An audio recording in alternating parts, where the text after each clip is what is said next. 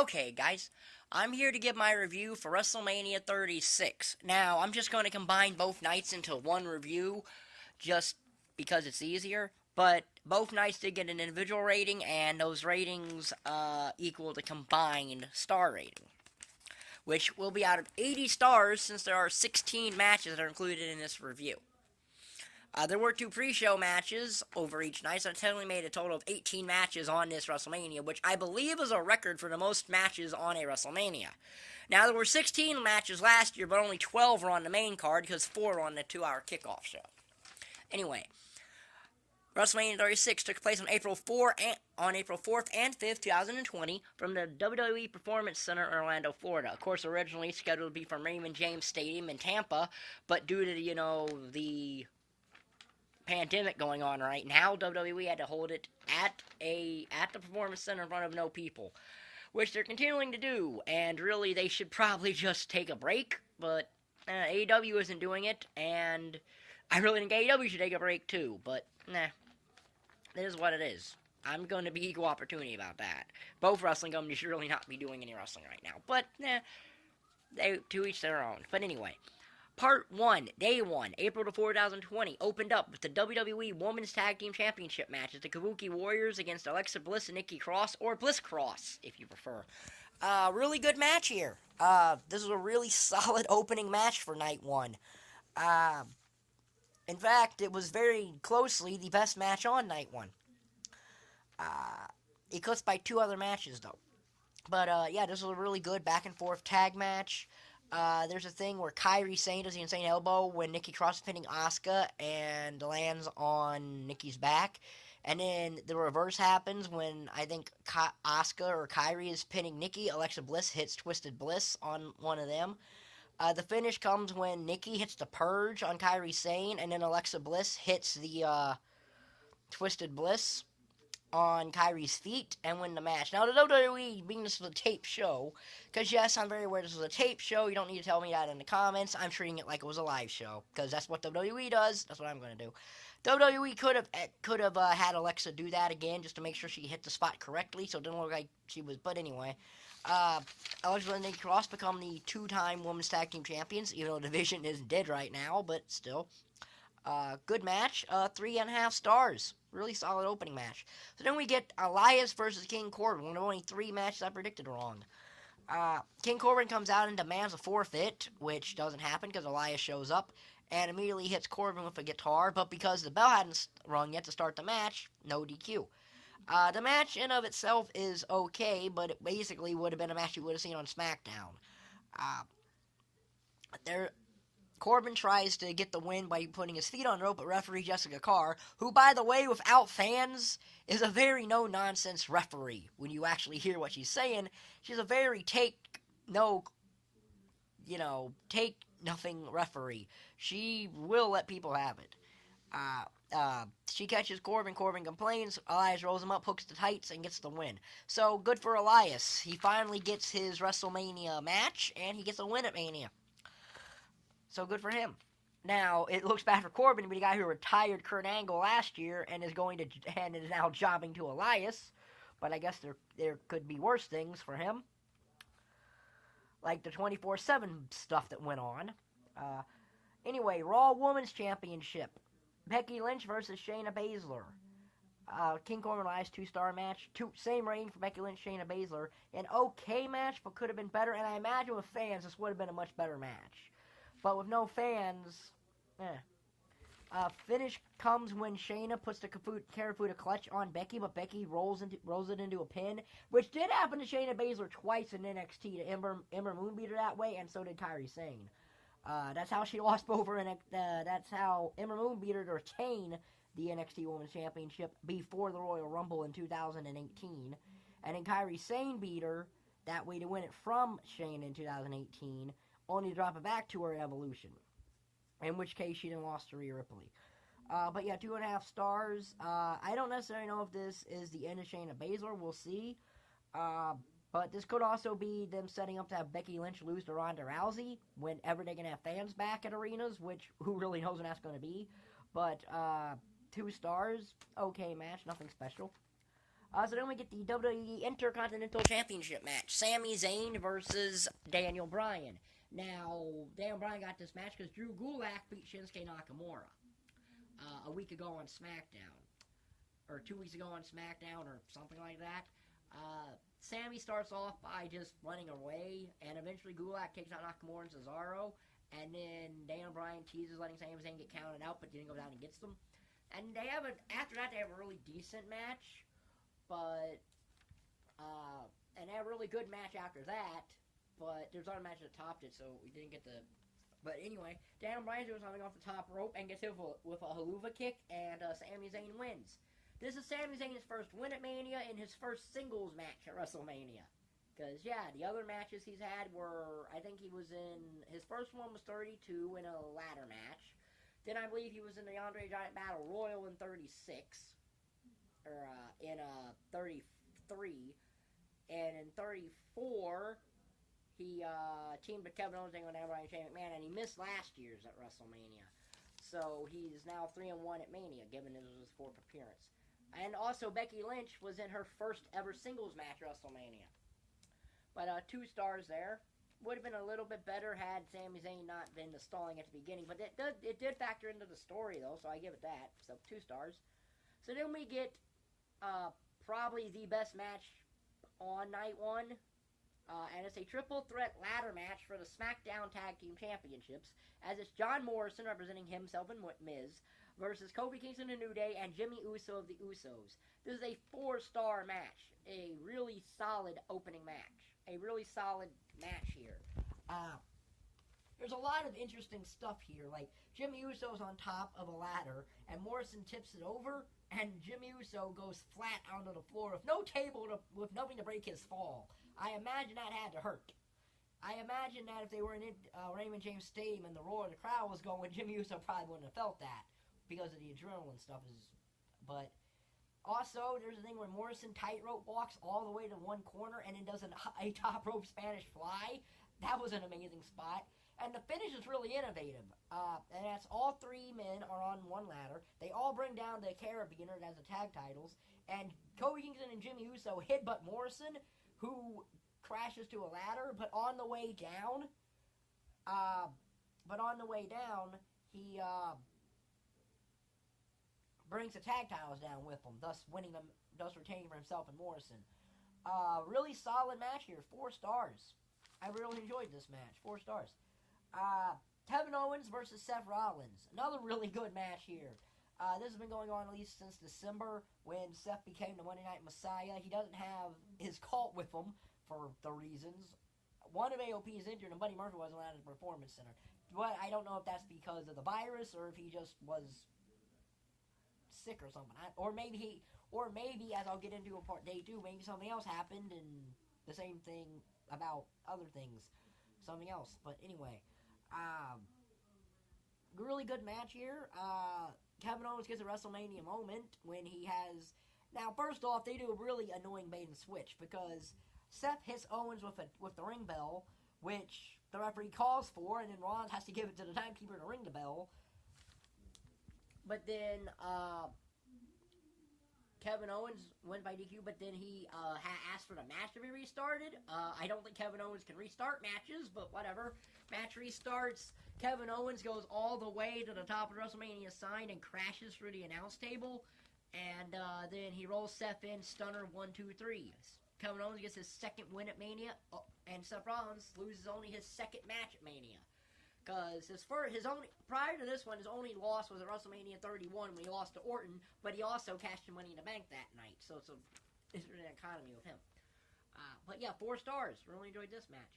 So then we get the Universal Championship match. Goldberg versus Braun Strowman, who was filling in for Roman Reigns, and they didn't even give a reason as to why. They didn't come up with a reason to get Reigns out of this match. They just had change of plan. This is 2 moves. This match was 2 moves. 4 spears from Goldberg, in which Strowman kicked out of 3 and then got hit with another one. And then 4 power slams from Strowman, and the 4th one was a running one that put Goldberg down for the win. That's the entire match. It's 1 star because Braun Strowman technically is the right guy who won that match, but they basically just did what they would have done, which is Reigns would have beat Goldberg, so here's Strowman beating Goldberg. Now, I imagine Strowman will lose this title to Reigns probably at SummerSlam. If they're not getting into the arena stuff, Reigns ain't going to be doing that till this is over, so... And SummerSlam is being nice about an estimate about that. But, yeah, 1 star. The main event of night 1 was the pre-taped Boneyard match between The Undertaker and AJ Styles. This was, as a match, it was really good, and it was a very good short film in a way. There's a lot of interesting dialogue here. We didn't have commentary from anybody, and Undertaker and AJ made all this. There's a thing where AJ hits Taker with a shovel, breaks it over him, and then goes to bury The Undertaker, because that's what this match was, a buried alive match. It's not called that. And then AJ goes to bury The Undertaker at the back of an Undertaker teleports, and then he chases AJ up a roof of a house that's there, and he puts fire there. He chokeslams Gallows off of it, and then he tombstones Anderson on it, and then he chokeslams AJ off of it, puts AJ in the grave, and then wins the match and leaves. As a cinematic match, it was a really good match. 4 stars. 4 stars. So, night 1 of Mania got a 22.5 out of 40. So, that's actually really good.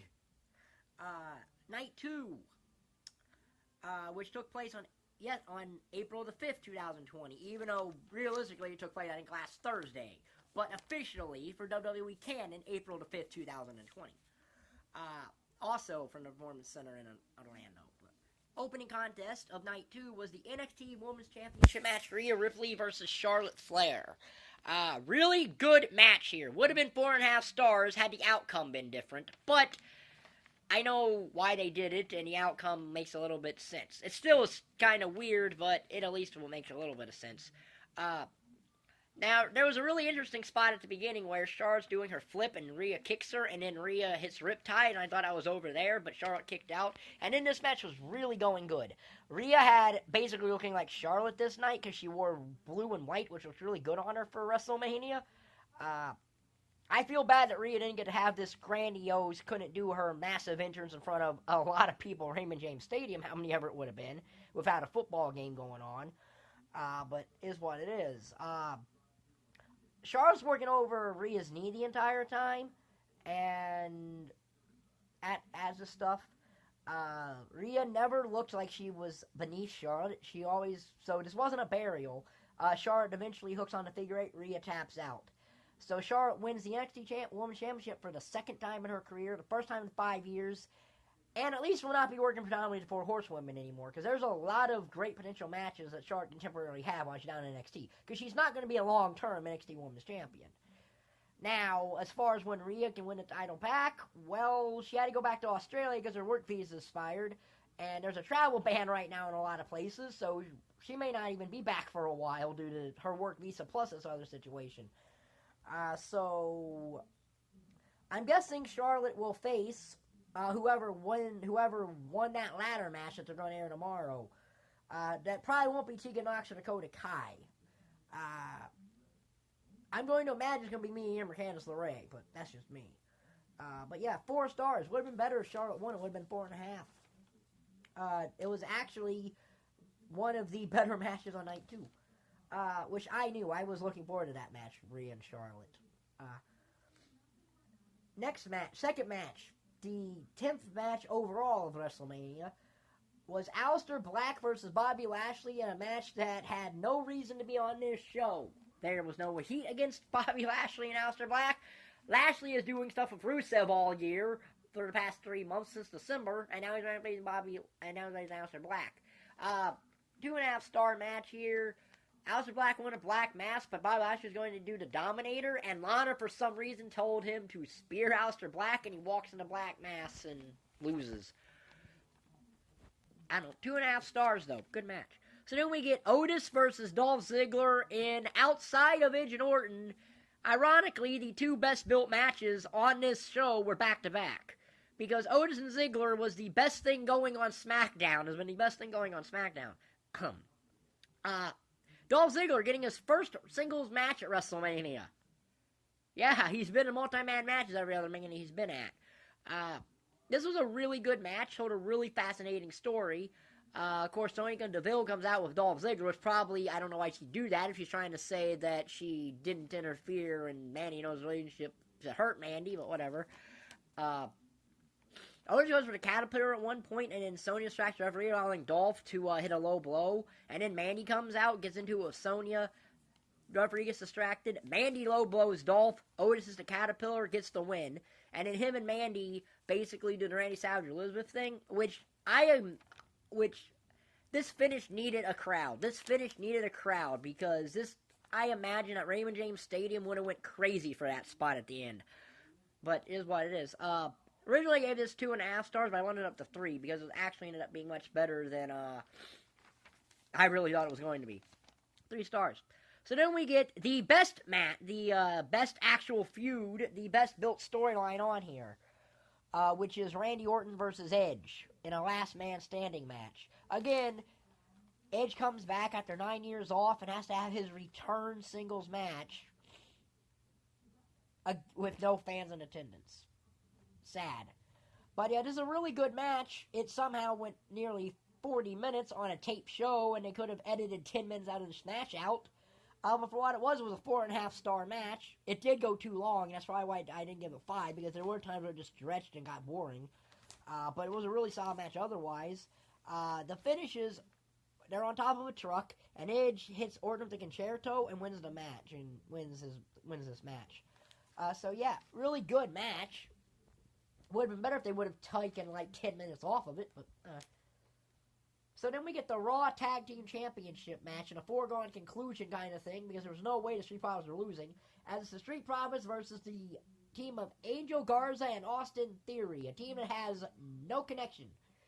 There was barely a connection between Andrade and Angel Garza, but at the very least, if Andrade was in this match and not gotten that rib injury, I at least could have possibly seen a title change happen, even though it wasn't. Because there was at least a small connection between Andrade and Angel Garza. There was no connection between Angel Garza and Austin Theory. This was an okay match. It was a 2-star match, 2.5-star match. Montez Ford does a dive, and Angelo Dawkins catches him because last Monday, Austin Theory didn't. Theory hits his TKO on Dawkins, but then Montez Ford hits his frog splash, which I believe they call the payout or something. And the Street Profits win. Then Zelina and Garza and Fury beat down the Street Profits. Bianca Belair shows up, hits the KOD on Zelina Vega, and officially moves to the Raw roster to be with the Street Profits. Why don't they do that with Sarah Logan and the Viking Raiders? Just say it. 2.5 stars. Decent formulaic tag match. Then we get the Fatal 5-Way match for the SmackDown Tag Team, for the SmackDown Women's Championship. Bayley versus Lacey Evans versus Sasha Banks versus Naomi versus Tamina. This is a 3.5 star match. It was really fun. Tamina was there to be the first eliminated, as she would, because she really had, I don't even know why she was in this match. She was pinned by everybody. Sasha Banks eliminates Naomi with the bank statement. And then Bayley and Sasha are double teaming Lacey. And Lacey moves, and Bayley knees Sasha in the head, which caused some dissension between Bayley and Sasha. But Bayley subs Sasha, who Lacey's charging at Sasha. Bayley shoves her out of the way. Lacey then decks Sasha with the woman's right and eliminates Sasha. And it's down to Bayley and Lacey has some really good stuff. I think Lacey will probably win the SmackDown Women's title after a bit, and then eventually Sasha comes back, backstabber. And then Bayley hits her indie move, the move that was called the Rose Plant before she came to WWE, that I don't know what's called that now, it doesn't even have a name, and she retains the SmackDown Women's title. This is clearly building to her and Sasha Banks for the SmackDown Women's Championship. Now, whether Sasha wins Money in the Bank or not, which they are still advertising for May the 10th. I don't know how they're going to do that, but they are still advertising it. So, if Sasha wins Money in the Bank, I guess she challenges Bayley at SummerSlam for the SmackDown Women's title in her hometown, provided they can do that. But yeah, 3.5 stars. So then we get the Firefly Funhouse match. John Cena versus The Fiend. This isn't a match in the fact of there are only like 3 actual moves done. This is more like a cinematic thing. It was really good. It opened with John Cena coming to the arena for some bizarre reason. Then you see Bray Wyatt. He's in the Mr. Rogers Wyatt thing. He goes through a door, and then Cena teleports to the funhouse, goes through the door, and is standing with the Mr. McMahon puppet. And then we basically are teleported to the night John Cena debuted, and Bray Wyatt is Kurt Angle doing the Ruthless Aggression thing. John Cena comes out in his old prototype gear behind the SmackDown fist, so it was probably recorded in the archive, because that's the only place the fist is. And all Cena can say is Ruthless Aggression, keeps slapping Bray, and Bray ducks. Bray starts singing Nikki Bella's theme song, which was hilarious. Then we get cut to Saturday night's main event, complete with the old theme song for it. WWE actually bothered to license, because they hardly license any music. And Bray's cutting a Hulk Hogan promo of John Cena's Randy Savage. Cena can't control his body movement. And this is in front of the big blue cage. And then we get teleported to John Cena's now basic thugonomic Cena, and he realizes that he is back in controls, but he can only speak in rhyme. And all that. Bray then decks Cena with a chain. And then we teleport to Bray Wyatt, being Wyatt family Bray Wyatt, and he wants to go back to WrestleMania 30. And basically, Bray then now rewrites history. He has Cena do what he thinks Cena should have done at WrestleMania 30. Hits Bray with that chair. Cena goes to do it. Bray is warped out of the way. And then the Fiend shows up behind John Cena. Oh, well, no, before that, there's this NWO Nitro thing where Bray Wyatt is Eric Bischoff, and John Cena comes out with the NWO. So I guess this is basically the John Cena heel turn that never happened kind of thing, about what everyone's been saying that he should have done. And did that. And then Cena goes to deck Bray again. Bray ducked, and then the Fiend teleports behind Cena, puts him in the Mandible Claw. Then the Sister Abigail and Mr. Rogers Wyatt, through clever editing, counts to 3, and the Fiend wins. As a spectacle, this was entertaining as a spectacle. I give it 4 stars as what it was. It was entertaining.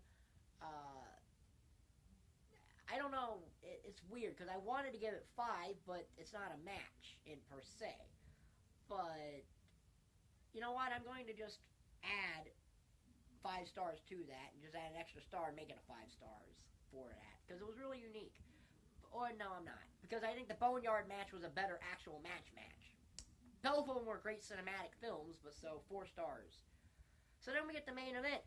WWE Championship match. Brock Lesnar versus Drew McIntyre. This is a 3-star match, even though it's about 2 moves. Claymore from Drew, and then a couple of Germans from Brock. 3 F5s that Drew kicks out of, and then Drew hits 3 more Claymores to pin Brock and win the WWE Championship. So now, only Heath Slater is left to win the WWE Championship, and then 3MB will all say they've been the WWE Champion. And if Heath Slater wins the WWE Championship, I imagine that down below will freeze over. So yeah, really solid match. I gave it 3 stars. I wish it would have been longer because they both can do that. And the 24/7 stuff I didn't grade, but R-Truth was in the Performance Center for some reason. And Mojo beat him for the 24/7 title, and Rob Gronkowski won the 24/7 title, and then Titus O'Neil took over as host. I didn't get it either. Anyway, 3 stars for that. So night 2's total is 27 out of 40, which gives the entire show 49.5 out of 80. So yeah, this is an actual B- WrestleMania for a WrestleMania unlike any other. I still think that the talent made this work, and I think the WWE made it work, given their bad hand they got dealt. So yeah, there you go. That's my review of WrestleMania 36. I'm going to have a retro review of Road Wild 96 up either tomorrow or Thursday, and then a week later I'll have another retro review up that I don't know which one that is yet. Because I don't generally plan those. So if you like the video, like button down there, subscribe button down there. Thank you for watching. Bye.